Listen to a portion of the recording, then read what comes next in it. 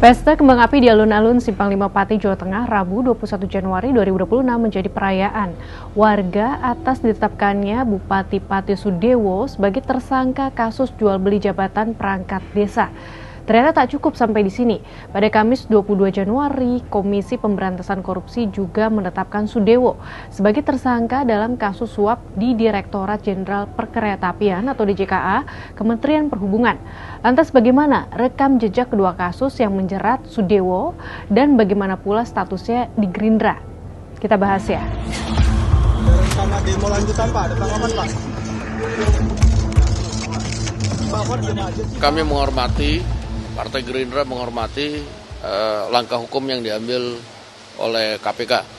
Dan yang kedua, kami juga berulang kali menyampaikan bahwa Ketua Umum Partai kami, Pak Prabowo, sudah berkali-kali menegaskan kepada kader yang menjadi pimpinan baik di eksekutif maupun legislatif untuk berhati-hati dan mawas diri. Nah, sehingga apa yang kemudian dilakukan dan terjadi itu sangat kami sesalkan dan tentunya kami silakan ikuti proses hukum yang pada saat ini sedang berlaku.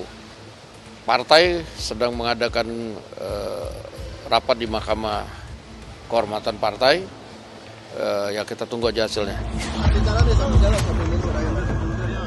Bupati Pati Sudewo pertama kali masuk radar KPK melalui kasus Direktorat Jenderal Perkeretaapian atau DJKA. Sudewo menjalani pemeriksaan di KPK terkait kasus dugaan suap terkait proyek pembangunan jalur kereta api di Jawa Tengah, khususnya di wilayah Solo Balapan pada Rabu 27 Agustus 2025. Saat itu Sudewo yang juga merupakan politikus Partai Gerindra membantah telah menerima sejumlah uang dari proyek DJKA. Ia mengklaim bahwa uang yang diterimanya merupakan pendapatan resmi saat menjabat sebagai anggota DPR. Hal ini bertentangan dengan keterangan KPK sebelumnya dan fakta yang terungkap di persidangan yang menyebut Sudewo telah mengembalikan uang sekitar 3 miliar rupiah kepada lembaga anti rasuah. Uang itu pun menjadi barang bukti sitaan KPK.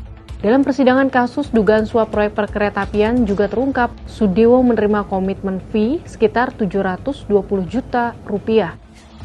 Soal uang itu juga ditanyakan dan itu sudah dijelaskan dalam pemeriksaan kira-kira 2 tahun yang lalu bahwa itu adalah uang pendapatan dari DPR. Semua rinci, ada pemasukan, pendapatan, ada pengeluaran. Jejak kasus Sudewo selanjutnya bermula saat dirinya terjaring operasi tangkap tangan KPK Senin 19 Januari. KPK pun menetapkan Sudewo sebagai tersangka kasus dugaan pemerasan seleksi calon perangkat desa di Kabupaten Pati, Jawa Tengah. Dalam kasus ini KPK mengungkap bahwa tim 8 selaku tim sukses Sudewo saat Pilkada 2024 lalu yang kemudian menjadi operator pemerasan seleksi calon perangkat desa mematok biaya all-in 165 juta rupiah hingga 225 juta rupiah. Biaya itu untuk pendaftaran sampai dijanjikan lolos seleksi jabatan perangkat desa. Besarnya biaya itu pun sudah dinaikkan oleh Kades Karangrowo Kecamatan Jakenan Sumarjono dan Kades Arumanis Kecamatan Jaken dari semula 125 juta rupiah hingga 150 juta rupiah. Pengungkapan dugaan korupsi ini berawal dari pemerasan dalam pengisian 601 jabatan perangkat desa yang kosong di lingkungan pemerintah Kabupaten Pati. Pengumuman terkait pengisian jabatan perangkat desa itu sudah dilakukan sejak akhir 2025. Meski seleksi baru akan digelar pada Maret 2026. Namun lagi-lagi, Sudewo juga membantah dirinya terlibat di kasus pemerasan seleksi calon perangkat desa Kabupaten Pati. Selama saya menjadi bupati itu, pada pengangkatan pejabat di lingkungan pemerintah Kabupaten Pati, baik eselon 3 maupun eselon 2 yang ratusan orang, termasuk pejabat di Rumah Sakit Umum Daerah dan BUMD, tidak ada satupun yang transaksional. Saya menganggap saya ini dikorbankan, saya betul-betul tidak mengetahui sama sekali.